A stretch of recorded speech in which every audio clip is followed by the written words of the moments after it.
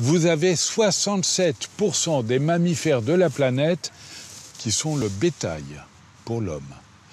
30% qui sont l'homme. Vous faites le calcul, ça fait 97%.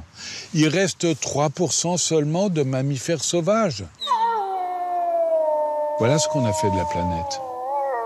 L'animal, la vie, le vivant est sacrifié sur l'autel de l'argent et du rendement et du profit, systématiquement. Les espèces continuent à disparaître à une vitesse effrénée. On est déjà dans l'effondrement, en fait, pour la biodiversité.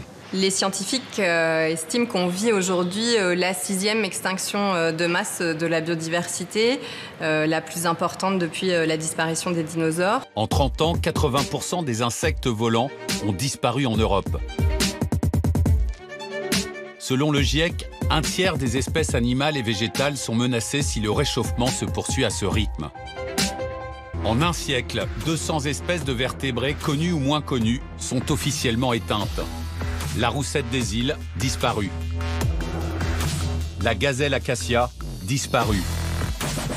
Même le puma américain est mort à jamais. Les animaux s'éteignent dans une quasi-indifférence. Les politiques ne se rappellent d'eux qu'à de très rares occasions.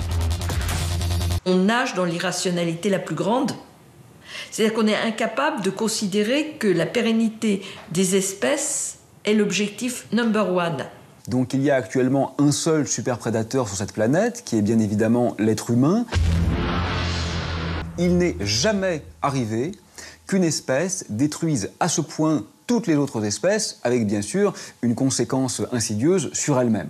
La biodiversité, c'est un mur du vivant, dont on retire les pierres les unes après les autres, ces espèces qui disparaissent, et le mur va s'effondrer, nous entraînant dans sa chute.